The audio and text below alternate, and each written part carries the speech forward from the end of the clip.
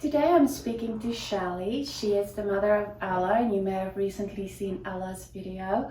Ella was 12 when she got complex regional pain syndrome. Yes, she was 12. Flipped an electric scooter like a little motorcycle, and we didn't think it was a severe injury, but it led to CRPS. So it's been 4 years. And she also developed postural orthostatic tachycardia syndrome. And gastroparesis was symptoms of that were starting. So Shelly, you're married to a medical doctor. And I'm a nurse. And I forget that you're a nurse. Yeah. So when all this started happening, we were just chatting about how you would be up every night trying to research what could possibly be wrong with your daughter. Yeah. And my husband would just keep shutting me down and saying, no, it doesn't fit that, it doesn't fit that, it doesn't fit that. CRPS doesn't really fit any category. It's all over the place. And so it took us 2 years to get a diagnosis. We spent some time at Duke once a week through a pain program. They were just getting started, and we didn't get anywhere there. Then we found out about a program at Boston Children's Hospital, and it was a typical pain program where you drop your child off in the morning and you have to leave them. You don't really know what's going on. You have to pick them back up, and basically they teach them to push through their pain. They do get them off crutches and out of wheelchairs, but there usually aren't changes in pain, or there weren't for Ella and most of her friends there that we keep in touch with. So we desperately wanted something to address the pain at a deeper level.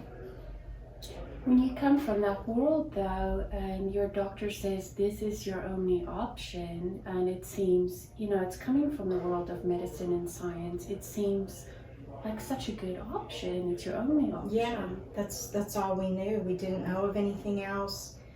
We jumped on it and were hopeful, but came home functioning a little better, maybe a little better at acting, and eventually it just spread more, other symptoms started, and then her pain once again, just got to be too much to bear. And Ella actually found the Spero clinic. I forget. I know you're off camera. Where did you find us? So I just looked up pain programs and I clicked the first one that I didn't recognize. And we came up. And we were talking about your goal when you're done here is to bring knowledge of our program to the medical world. Absolutely. There's no treatment out there that works with mainstream medicine, and there's not a lot of hope. And we kept watching your videos, and it seemed like every patient was getting better. And this needs to be out there. We need to spread the word. She's so much better, even if she doesn't get to 100%. She is so much better. And I can see that she's healing from the inside out, as you say, because the POTS initially corrected, the gastroparesis corrected, just everything she's healing faster. Rashes have gone away that she's had for years that the dermatologist couldn't get rid of and didn't know what they were, and they're gone. I forget about that guilt and that's gone. Yeah. So there's so much happening within her body that we can see. So, what are some of the big differences you think in those programs and then our program here? Well, obviously, I'm very involved. I'm talking to you. So there's communication that way. I go into all of her treatments with her. I'm with her all day. I know exactly what's going on, and I'm involved in the care. And that's completely different. They didn't want them, we couldn't be there, and they couldn't have their phones, they didn't want them to contact us, and that was a very high stress program. I think we hear about the program, then the medical programs, and then they're covered by insurance, and so that's the route that most of us are going to take initially because they're covered. And my advice at this point, looking back, would be to save that money that you would spend on housing and food in the programs that are covered by insurance and put it towards this. That's a tough thing because this is expensive. Being here, you're looking at about $30,000 if you get out in time.